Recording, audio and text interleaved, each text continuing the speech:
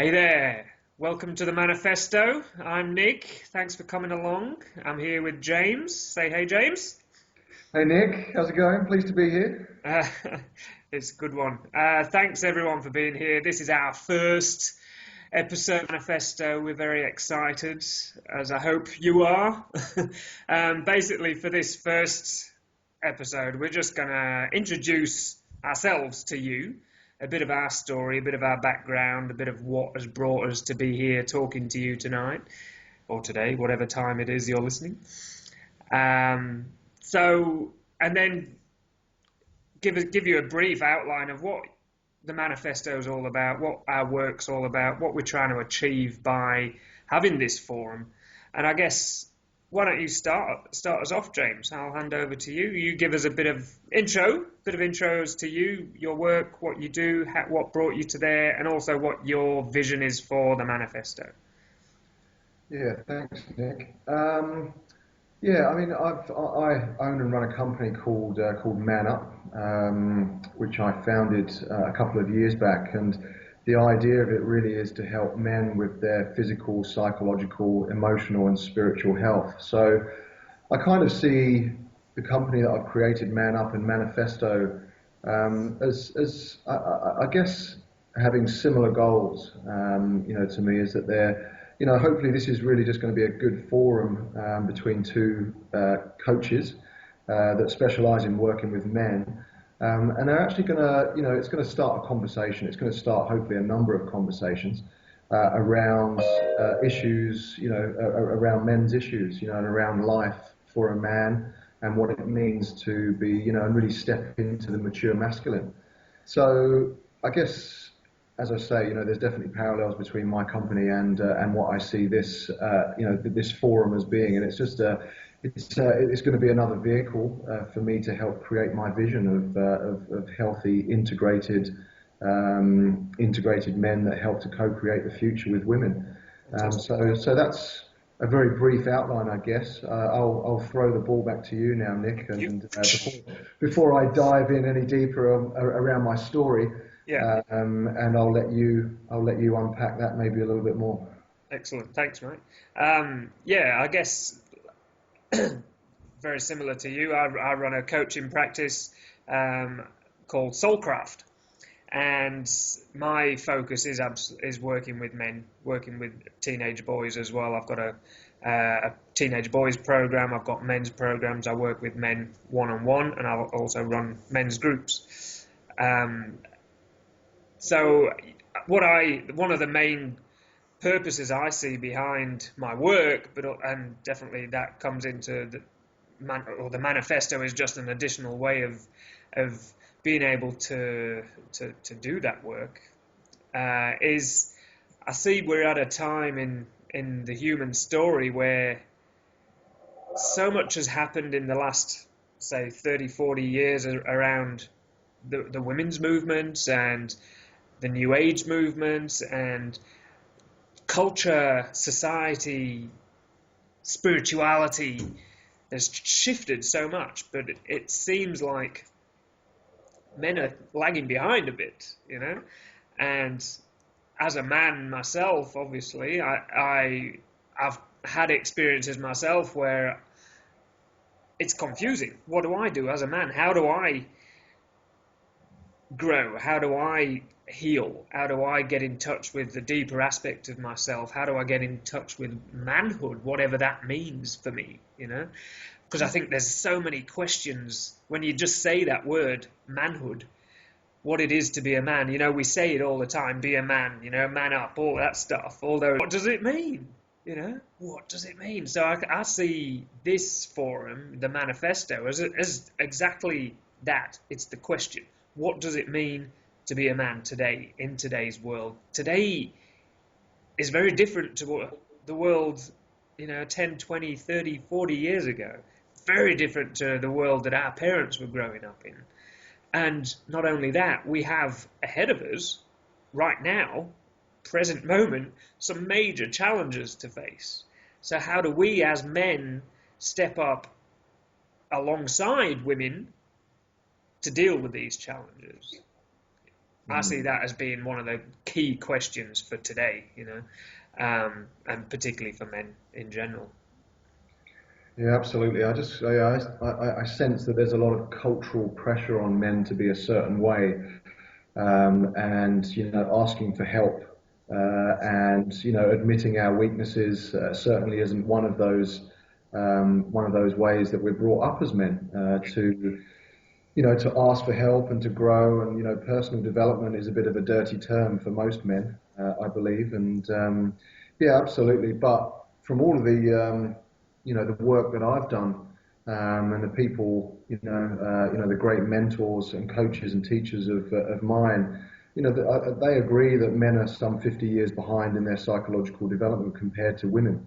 And that might range, right the way from emotional intelligence to cognitive intelligence, spiritual intelligence as well. And so, I really think that, as you mentioned, the challenges that we're facing now in relationship with ourselves, and with all of the other crises that are going on in the world, which are taking on more of a global feel to them than ever before, because we're just living in such a global community now, is really going to require men, as you say, to step up in lots of different areas of their intelligences and their being, and to start to actually act from different levels of their being, for us to move on to the next chapter. But I believe there's a very, very exciting chapter around the corner for us, as a species, as humanity. And but I think it's going to really require the genders to be really punching equally, as it were. And at the moment, I think men really, really, really need help. Yeah, and not in a way, and it's challenging how that men need help. Of course, as a man hearing that straight away, I go, no, I don't. I'm fine. I can do it on my own. But it's the key thing is for us as men to recognise, you can't do it all on your own. There's got to be a place where you get to where it's okay to just go, hang about, I need a bit of help here. And I think that is key, is a really important place to find ourselves at that point of recognition where I cannot do it on my own, or it's just okay just to ask, to inquire, to find a receptive ear to say, hey, I'm facing a few issues. I'm okay, but could you just listen to me for a minute and give me your perspective? Mm-hmm. Yeah. And I think as you do as well, when you in men's groups, which I think is a really important, a very beneficial way for men to get together, to gather, to in amongst men, with men that are open-hearted. There's a safe container that everyone's on board. Everyone knows where the boundaries lie. Everyone knows that what is said there stays there. There's confidentiality, there's safety, there's respect, but there's also a common goal of questioning. How do I deal with this challenge? Because 9 times out of 10, someone else has dealt with it or something similar. Yeah. But also, one of the benefits of a men's group is that everyone else can see you for your bullshit. And they can see that, yes, you may be having a challenge, but they can see what you can't. Yeah. So they're able to see, okay, so where's your responsibility in there? What are you doing to perpetuate that situation? That sort of thing. And I'm sure you've had similar experiences in your men's groups too. Yeah, absolutely. And I mean, classically, asking for help in a group setting is associated with being female, or it's a feminine move to go and to go and ask for that help. So classically, the masculine or the male move is to go off into his cave and to try and nut out the problem on his own, generally in his head, which is also another masculine move. So Yeah, absolutely. I've found, I mean, the men's groups that I've run have just been unbelievable. They just never cease to amaze me, to be honest with you, with, when like-minded men sit, in a circle together. And, they're willing to take the facade off. And I think that's so important as men. I think we're wandering around with this facade of what we believe a man should be, and what masculinity is. And classically, when someone asks you in the street, it's like, oh, how you doing? Like, oh yeah, good mate. But underneath that, oh yeah, good mate, is Yeah, actually a whole world of I mean, sometimes there's the whole world of, hurt and pain and depression potentially, and coming into a circle and even just sharing it. I mean, no one needs to be a therapist yeah, or a psychologist in these groups. It's just literally being heard yeah, by other men that are being present with you. And, that's often where the magic can happen, is just yeah. when someone is intensely listening to you and is totally there with you. And they don't need to come up with an answer. Yeah, Classically, what happens is that you're very much in that space of presence with other people, and I call it the power of we. So yeah, it's that collective coming together, and it's just very powerful. Men often come up with their own solutions, yeah, which comes out of the collective ether, or call it what you will. And yeah, so it just for me, it's such a powerful way of and quite, it can be quite an easy way as well for men just to come in with other guys, other like-minded guys, and there's no sort of, you're not a quack, there's no therapist involved, there's yeah, no psychologist couch or anything like that. It's just men, chewing the fat around in a circle in a conscious way. So I think they're fantastic. They're great. You just never underestimate the power of that, for sure. yeah. It's a great tool. Absolutely. So for any guys out there that are listening and wondering how they can get in touch with a men's group, they're not always easy to find. Hey, I'm sure you've had similar situations yourself, but um, if just do a bit of searching, do a bit of searching.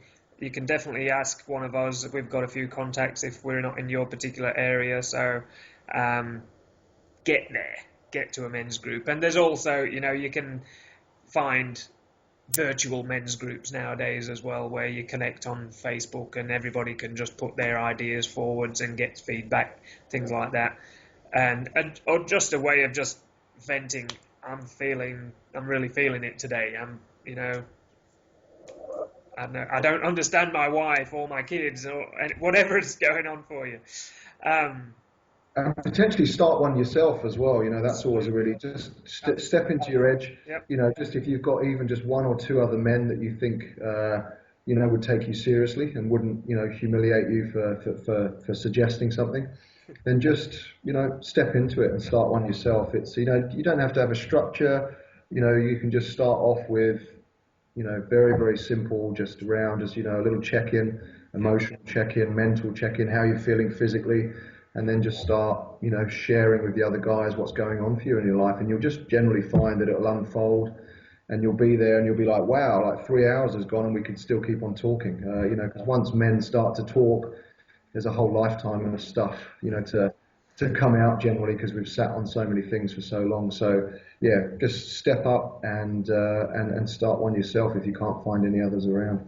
Yeah, and there are resources available online where you can find some tips and guidance on how to start your own men's group. You don't have to be a therapist. All you need to be is a man who's willing to put in, an hour, a couple of hours a week, a fortnight, a month, however often you do it, and create the group. You'll find that there won't be a shortage of men that are wanting the same thing. They just don't know where to go. I was It was interesting. It came to mind as we were talking. Then something that I was talking to with a client the other night is that how fortunate, but also scary, this position that we're at in when you look at our recent human history. Um, our generation are the first generation, really, where we've had permission to ask for help. It's actually okay now to start delving into this inner world that we've all got. Mm-hmm. It hasn't been before.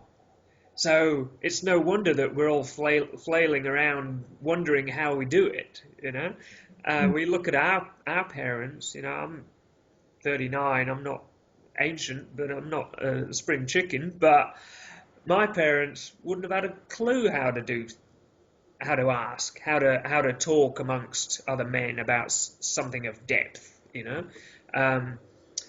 or ask a woman.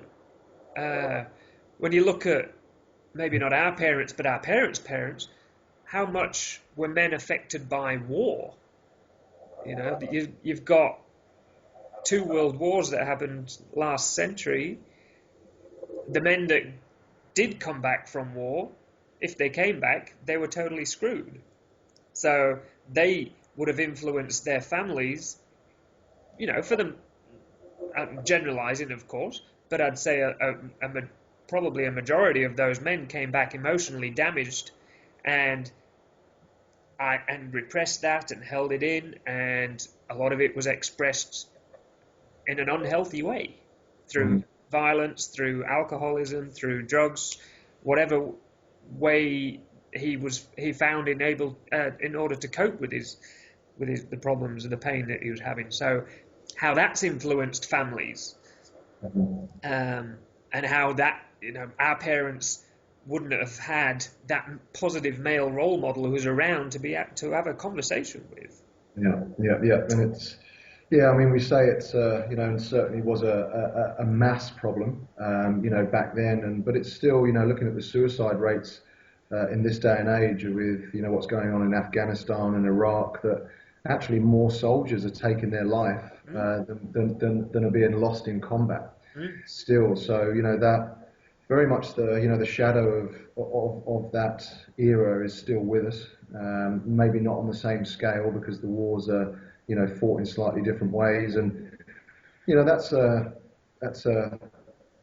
men have been bred for centuries to go to battle and to think of themselves as being disposable.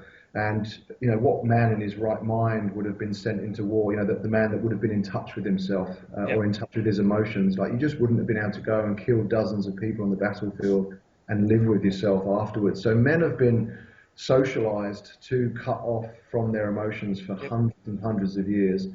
But now, as you mentioned, Nick, it's just, we live in a fantastic era. There's been massive evolution in lots of different areas, and for men, it's really now such a positive time that we can actually ask for help, and you won't be shamed or humiliated, for going to do it. And actually, most women think of it and see it as a strength of men to actually go and ask for help now. It's times are really changing, so it's very, very positive. It is, and there's a long way to go, but the outlook's good in that regard, at least. We are making steps. We are, there's people having conversations like this. This wouldn't have happened 10, 15 years ago, firstly because there wasn't such a thing as YouTube, and we didn't have the means to be able to do it, but it's a powerful medium, and it's I'm really fortunate, really excited to be having this opportunity. How about you? Tell us a bit about your upbringing, your earlier life, your experiences of a young boy growing into a man, and how you then took that forward through your life and the challenges that you face. Yeah, wow. Okay, where do I start? So, just racking my brain for a good place to begin, but I think probably a good place to begin is, I was brought up in a conventional family, whatever that means, back sort of 35 years ago. My parents are still together. They're still married after about 40 years or so, and but my dad was very much the breadwinner, so they had a very, very traditional dynamic in their relationship, where my mum was a stay-at-home mum. full time with us until we went to school. My dad worked, so I was largely brought up by my mum predominantly, and I think that led to me embodying certainly a good balance between masculine and feminine traits, even more sort of top heavy on the feminine traits, to be honest with you. And I've always, I think, been in touch with that part of myself. And as I've moved through life, I think what I learned to do from quite a young age was, almost suppress my masculinity. I would often see, or every now and again, I'd see masculinity play out in quite a destructive way at home. And, I didn't like what I saw. So at quite a young age, I learned to cut off from that part of myself. And I then moved and went into the forces. I joined the RAF regiment, and I was coming together there with a lot of guys that were more top heavy on the masculine traits, and it was quite obvious actually. And looking back on it now, and only recently have I realised that I was actually bullied on basic training by the staff members and the NCOs, and so it was a really challenging period, and I think it really, it was quite tough on my self-worth and my self-confidence as well. And for me, it was. Obviously they had a lot of issues, it was them projecting a lot of stuff onto me with regards to, they just didn't feel comfortable with what they were seeing and like the feminine traits that I did have. And I remember once I passed out of basic training, I went to Bosnia, was one of my first detachments, and walking around the perimeter of this NATO camp that we were guarding, and all the boys would ever do would just be having banter the whole time, that real sort of male bravado banter, and it was fun. I really miss that aspect of it. I haven't laughed as hard since, so there's definitely an aspect of that I do miss. But for me, I was always searching for something a little bit deeper than that, always a little bit deeper than that. That male bravado. My friends back home, we used to stay up until 1, 2 o'clock in the morning, talking about, in the back of someone's car, talking about our sexual exploits and all of those kinds of things. So I definitely had that deeper aspect to a certain side of my life, and I just felt a little bit superficial when I was in the forces. So I always kind of realised that, I was looking for something a little bit deeper. And growing up through my teenage years, I realised that, I just never really felt at home in my own skin as well. So I always had that underlying level of anxiety. And yeah, my breathing was always quite short and sharp and shallow as well. And yeah, I just thought there's got to be more to life than this. I just thought I've got to be able to feel more comfortable than this. And I started searching for that comfort, if you like, through drugs and alcohol and sex and all of the other things that you do in your later adolescent years. And as much as it did help, but it only helped very short term. And then gradually, once I got out of the forces, I got into the health and wellness industry and became for and thought I would find enlightenment or nirvana through good food and regular exercise and getting to bed on time and all those things. And as much as it made me feel better, it still didn't get me to where I wanted to be, and I still just didn't really feel comfortable in my own skin. And then I had a really big, looking back on it, quite a big trauma in moving to Australia and coming away from everything that was very, very familiar to me. But just at that time, I also, just because of my lifestyle in London, I was burning the candle at both ends with partying and getting up early, going into London, training, 10 to 12 clients a day, and then coming home. And I actually had burnout and adrenal fatigue, and it took me about 18 months to recover from that. I was trying everything under the sun, and but it just takes a long time once you realise that your body's not a bottomless pit of energy. And so then eventually I stumbled across meditation and yoga and started to just delve a little bit deeper into my being. And that's really where I started to find the gold, if you like. And that's where I really started to. And it was only been in the last 3, 4, 5 years that I've really started to now feel comfortable in my own skin. My breathing is just long and slow and deep. And, you know, I have great self-awareness around, you know, on lots of levels of my being, of what's going on. And, you know, I'm really starting to uncover a lot of, you know, what was unconscious psychological material that was playing out in my life in a dysfunctional way. You know, a divorce, which was very much triggered by, you know, a core wound of mine, which happened, you know, in my childhood, which I've carried forwards with me. And, you know, but it was showing up in very, very dysfunctional ways in my marriage and led to the, you know, partially led to the disintegration of my marriage. And yeah, so that's kind of in a nutshell what's led me on the path. And I just feel that, you know, my unique purpose in this world is around personal development for myself, but then really bringing that down to other men and sharing that. And, you know, my whole life has, I think so far has really, you know, led me to where I am now. And I'm pumped, to be honest with you. I love what I do, and you know, I really, you know, I get up every day and I just feel extremely passionate about, you know, helping to really ground this purpose and help other men. You know, much like I've helped myself as well. So, yeah. How about you, Nick? Where's what's led you on this path, and yeah, why are you sitting where you're sitting at the moment? I guess you know, I can relate to a lot of the things you've said from your story. But yeah, when you look at the points in history which have been, you know, milestones, I think for me, the first one to mention would be adolescence, the teenage years. The early teenage years for me was quite difficult.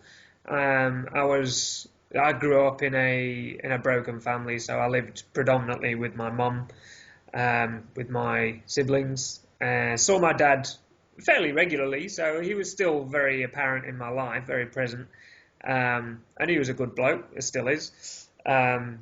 But just not having him there all the time obviously had its impact.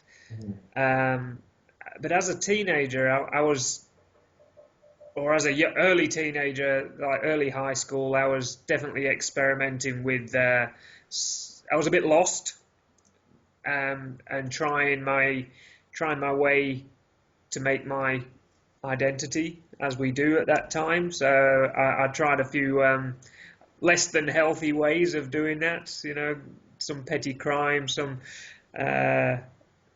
some mistakes, let's say, some shady areas. But then kind of, so halfway through high school, started to get interested in sport, but more, and also I had my goals set on the military. I knew that as soon as I could, basically, I was going to get into the military. I ended up joining the Navy at 16. 16 and a week, you know, I was out, I'd left home, I was in the Navy. This was it. This was my answer to becoming a man. Or so I thought.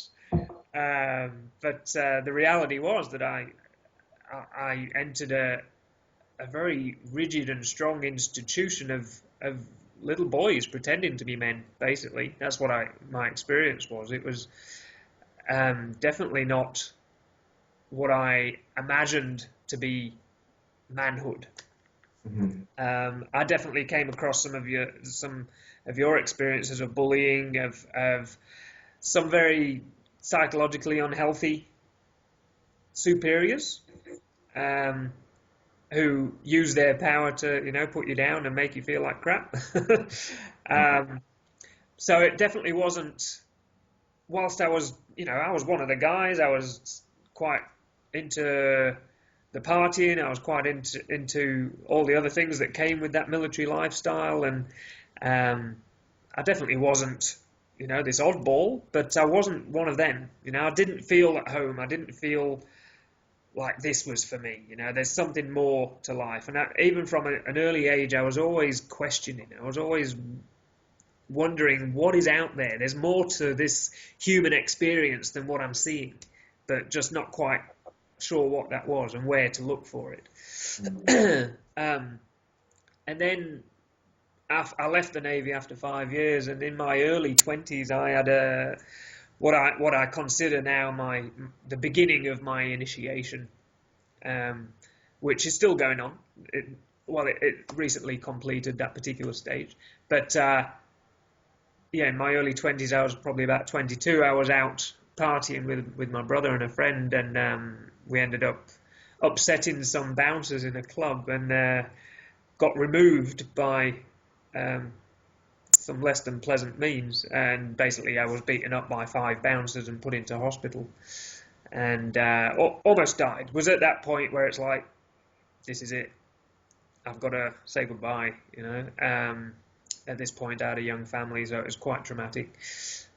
But then, so I ended up having obviously I survived, but I had some quite severe internal injuries, so I had my spleen removed and a few other bits mended after that. But then, soon after that, I moved over to Australia from England, and what I noticed after that all started to settle down, the immigration, I got work, and we got a home, and everything was finding its way. Once the dust settled, all this other stuff started coming up, and I started to realize that I'm not right. Something's happened here. There's something not quite right. Basically, I had a breakdown. So what I then realized, after going to the doctors and having some interesting discussions with the doctors, I realized I had post-traumatic stress disorder and severe depression at that stage. So, of course, medical answer to everything. Here, have some pills, which at the time, I can see that they helped. They definitely put me in a state of consciousness to be able to survive, to be able to continue living, to be able to see what was going on for me from a certain perspective. But what I also realized was that I had absolutely no clue how to deal with what I was going through. And not only did I not have a clue, my wife at the time didn't have a clue of how to deal with me either, because I'm the man, I'm the one who's supposed to have it all together. Yeah? That's one of the pressures that we have on us from society.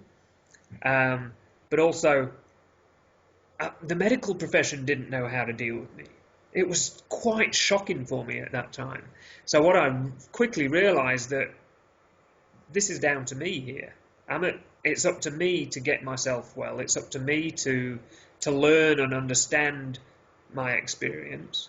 So that's what basically got me on a path of healing, but also of learning, of discovery, of education. So one of the first ports of calls for me there, which definitely saved my life, was meditation.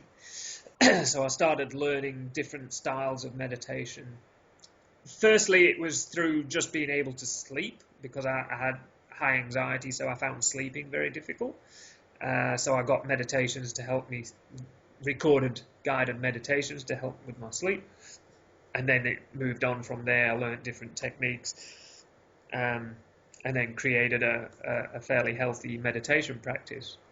Mm-hmm. That then led me on to study more of the Eastern philosophies, particularly from Chinese medicine, from the Vedic traditions, from India, from an energetic perspective. So looking at how the energy works within our body and how our emotions and our thoughts affect our energy and vice versa, and how that can then affect our body, and obviously the way we show up in the world.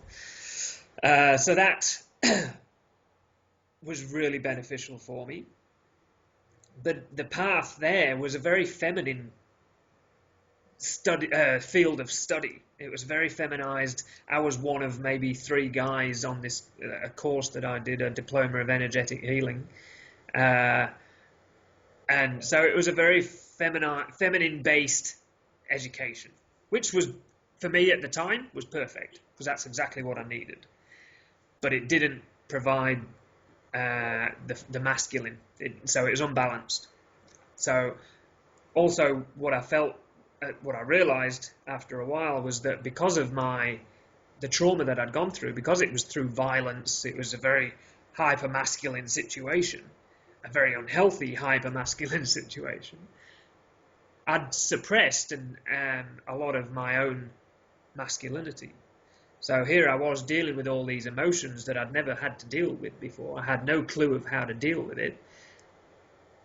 And yet I was faced with an absolute crippling fear of violence, a crippling fear of conflict, a crippling fear of men to some regard, particularly men that I would associate with, those big beefy bouncers. Mm-hmm.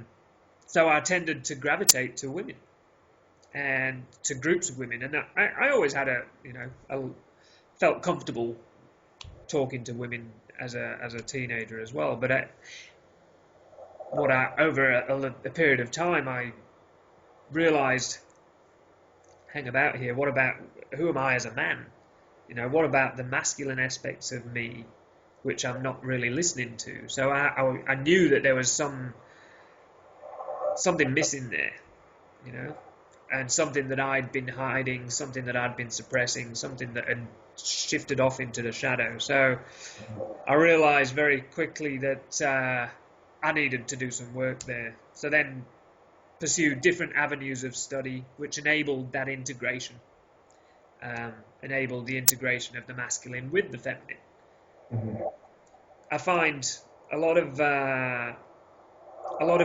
men's work, let's say, can miss out the feminine aspect, but I feel that because a lot of guys have been overly feminized through the women's movement, through the New Age movement, that sort of thing. So we have seemed to forgotten a lot of that masculine aspect, or suppressed it, or denied it. So there's this push at the moment to go and reclaim masculinity, which is great, but we also need to recognize the feminine side too. And for me, it's all about an integration of working out how these two things fit together within this body that I have, in a way which is true to my nature, not yours, not anyone else's. Because I see that we've got these two polarities playing out within us, the feminine and the masculine, and everyone has their place along that spectrum from feminine to masculine. They fit somewhere along that, and that might shift. Their datum point may shift from time to time, and that's fine. But it's working out where you are in your truest nature, free from all the conditioning, free from all the crap that you've learned along the way, and what your ideas are of what it is to be a man. And then being present to what's required from you in that moment, and being present to how you can authentically sit in your nature. Mm-hmm. What's your take on that? Yeah, listen, I agree with you, and obviously everyone's path is extremely individual, and there's some men, maybe listening to this that, are growing up with more of a masculine essence. For me, it was, I felt that I was, more a bit, as I mentioned, a bit more top heavy on the feminine side, because of, where I'd seen the unhealthy masculine play out in my life, which just looked pretty unsavory to me. So, but, that obviously wasn't the healthy masculine, which, so yeah, so for me now, yeah, it's certainly about the integration of both polarities, and a lot of my path in the last 5 years or so has been certainly around reintegrating the healthy masculine, re-owning certain more what we might refer to as more masculine emotions, setting boundaries with people and really standing in my truth. Finding my deepest purpose. There's just been lots of searching for that masculine in my life, I think, and really healing it within myself. But then, and then now being able to heal it with with other men outside, and just feeling a lot more comfortable in the company of other men, and just really being able to do conflict Yeah. as well in a healthy, a really, really healthy way. Something that I've always shied away from. It's always scared the life out of me, to be honest with you. Doing conflict with people, and but now I've got to the point now where I've done enough work on myself. I can own my own shadow within conflict and take responsibility for my side of the conflict. But then I'm also willing to call other men on when I can see maybe their bullshit coming up, and I can really stand in it, but stand in it with quite a fierce heart as well. So it's very, very connected to my heart when I go in and do that conflict, where it never used to be, and it used to be just something that would come up from my reactive conditioning that would then trigger them, and before you know it, you'd be into unhealthy conflict that would sometimes end in physical violence, which is not a good way to go. But I mean, how often do we see that at weekends with people, men having too much to drink, and that's really the default of a lot of men. That's how they do conflict, and there's stunning ways to do it, where it can actually deepen your connection, with someone. And it's all the stuff that we do in the men's groups that I run, and men love it. Men love it, and it helps them it helps them embody the skills that will help them show up in other areas of their life to be able to do all those types of things as well. So, yeah, absolutely. Conflict will have to be a topic for a future podcast, I'd say. That's a big one for us all. A big one for us all. I think one of my best ways of learning how to deal with conflict was actually my first gig as a counsellor. Once I became qualified as a counsellor, was working for an anti-violence organisation, where I would one of my jobs there was running an anger management program for men who had been involved in domestic violence situations. Lots of conflict. Put yourself in the firing line. That's always been a painful way, but a very effective way for me of just really facing your fear and just getting in there and doing it. So we need to start wrapping this up. So I think, what do you have as a suggestion for guys just to take away from this? For me, I mean, a great portal, depending on where you're at in your personal development as a man, it might be, if you're just starting out, then I think the physical body is always a good portal into beginning. Lots of, we're all very, very familiar with our body, even if we forget we've got one underneath our head from time to time because we spend too much time there. So regular exercise, in the form of, and not too much, not, just really looking at the intensity of it, depending on where your stress levels are at and where your energy levels are at. So not going at it, like us men would tend to do it in the sense of, just really, smashing yourself. So just really, checking in with yourself and going, wow, like, what do I actually need today? What does my body need? Not what do I want? Really drop into your body and ask yourself, what do I have the energy to do today? So it might just be that you take yourself off, for a 20-minute, half an hour walk. Or it might be that you go and, smash out some heavy deadlifts, or, really, really depending on your training age, like how long you've been training for and all those kinds of things. So just doing it, with some intelligence. And I also think yoga is a fantastic way for men to, to start to build awareness on lots of different levels of their being, physically, mentally, and emotionally. It starts to build presence. It starts to build awareness around the breath.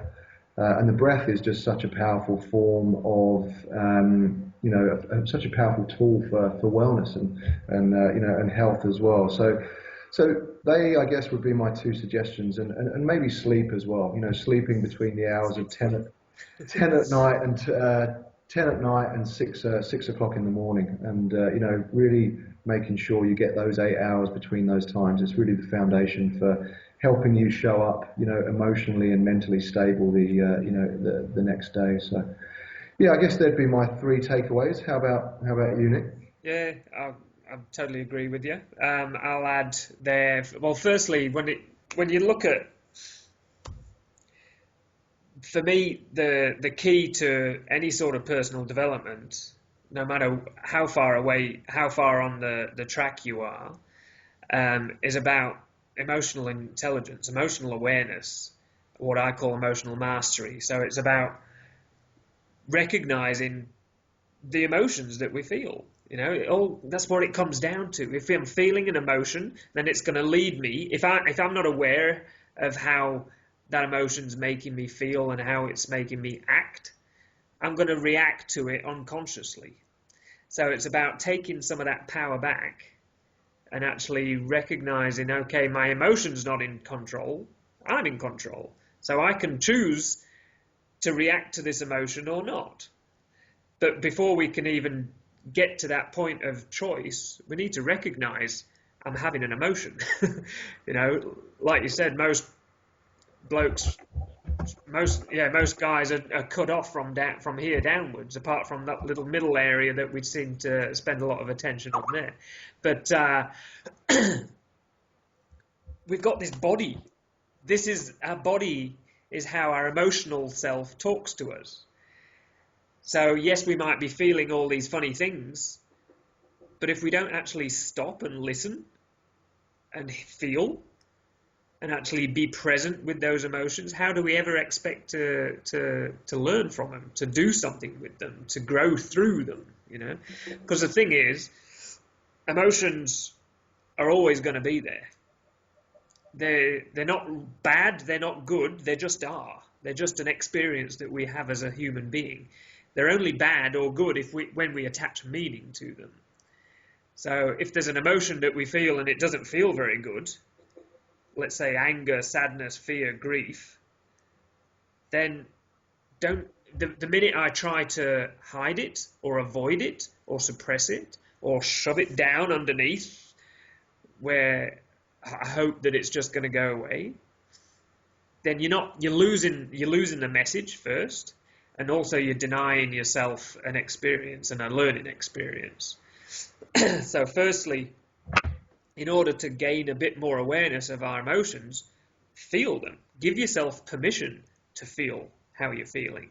So let's say you get triggered by something, rather than just being reactive, just sit for a minute and just observe how that emotion's playing in your body without any need to change it, without any need to do anything with it, without any need to stop it. Just feel it and see what it does. Where do you feel it? Is my heart racing? Is my hands clammy? All of those things. And so, as you said, getting into the body is a great way of doing that, but doing it mindfully, doing it with awareness, doing it with a bit of intelligence, not just lifting weights to get big, because that's going to make me a man. Being aware of what the body needs, like you said, yoga's a fantastic way of doing that. Meditation, yoga's a great stepping stone to a good meditation practice, because it's a great exercise, physical exercise, but it also brings us into the heart, it brings us into the breath, and it brings us into the body. So we start to really be mindful of how the body feels and how the breath feels. And it's not competitive. It's not there to, we're not looking for an end goal as such. We're just in that moment. Does that make sense?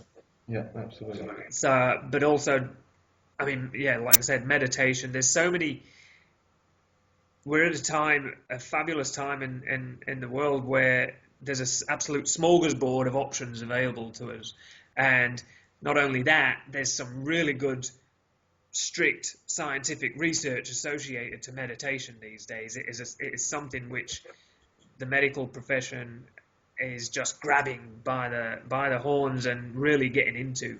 So it's being implemented in many different areas of health.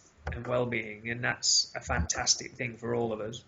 But the good part of that is there's great research out there, so you can see the benefits that you're going to get. So yeah, if you can get into a meditation practice, have a look online. There's so much out there, so much information, so many different ways in which you can get into it. So give it a try. Find one which works for you. That would be my key. So guys, thanks for your time. It's been fabulous. I hope you've got something out of it, and I look forward to connecting with you next time. James, do you want to... Oh, first, sorry, I almost forgot the most important bit. Shameless plug time. If you want to connect with me on a deeper level, then go to soulcraft.com.au. That's soulcraft.com.au. You can check out my blog, check out what I do, a little bit more about myself. There is actually a free 25-minute meditation which you can download once you've done your sign-up thing. So check me out. I'm also on Facebook as well. So James, your turn for your shameless plug.